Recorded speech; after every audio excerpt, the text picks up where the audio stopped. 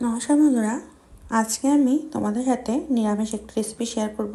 আজকে আমি করেছিলাম ঢেঁড়স দিয়ে নিরামিষ একটি রেসিপি। তো আজকে সেটাই তোমাদের সাথে আমি শেয়ার করব। তো কিভাবে করেছি চলো দেখে নেওয়া যাক। তো প্রথমে আমি ঢেঁড়সগুলোকে কেটে নিয়েছিলাম, মানে আগার মাথাটা কেটে নিয়েছিলাম, কেটে ধুয়ে নিয়েছি। এখন এর ভিতরে নুন হলুদ দিয়ে বেশ ভালোভাবে মেখে নিচ্ছি। এবার কড়াইতে তেল দিয়ে তেলটা গরম হয়ে এলে পরে এর ভিতরে একে একে সবগুলো ঢেঁড়স আমি দিয়ে দিচ্ছি। ঢেঁড়সগুলোকে দিয়ে এবার আমি খুব ভালোভাবে উল্টে পাল্টে লাল লাল করে একটু ভেজে নেব।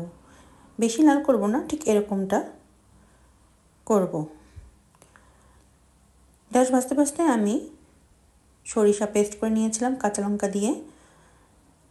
ঢেঁড়স আমার ভাজা হয়ে গিয়েছে, এখন আমি তুলে নিচ্ছি। এবার ওই তেলে কালো জিরা ফোড়ন দিয়ে দিলাম, দিয়ে দিচ্ছি গুঁড়া মশলা, হলুদ গুঁড়ো, লঙ্কা গুঁড়ো দিয়ে একটু নাড়িয়ে চাড়িয়ে নিলাম।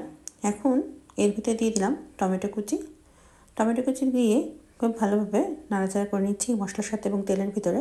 টমেটোগুলো যাতে একটু নরম হয়ে যায় তার জন্য ক্রমাগত নাড়াচাড়া করতে থাকবো। দিয়ে দিলাম লবণ। খুব ভালোভাবে একটু ভেজে নেওয়ার পরে যখন টমেটোগুলো নরম হয়ে আসবে তখন আমি এর ভিতরে সরিষা পেস্টটা দিয়ে দেব। দিয়ে খুব ভালোভাবে মশলার সাথে কষিয়ে নেব। মশলার সাথে কষানোর পরে যখন তেলটা ছেড়ে দেবে, ঘন ঘন নাড়তে নাড়তে যখন তেলটা ছেড়ে দেবে তখন এর ভিতরে আমি আবার একটু চিনি দিয়ে দেবো স্বাদের জন্য, দিয়ে আবার একটু নাড়িয়ে চাড়িয়ে নেব। এবার আমি দিয়ে দেব ভেজে রাখা ঢেঁড়সগুলো দিয়ে এর সাথে খুব ভালোভাবে মিক্স করে নেব। ক্রমাগত নাড়াচাড়া করে ঢেঁড়সগুলোকে এর সাথে মিক্স করতে থাকবো। এবার আমি এর ভিতরে দিয়ে দেব কাঁচা লঙ্কা। আমি দুটো কাঁচা লঙ্কা এভাবে ফাটিয়ে দিয়ে দিলাম, দিয়ে আবার খুব ভালোভাবে এর সাথে মিক্স করে নিলাম।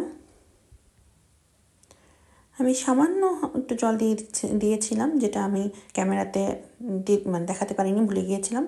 এবার আমি এটাকে একটু হতে দেব।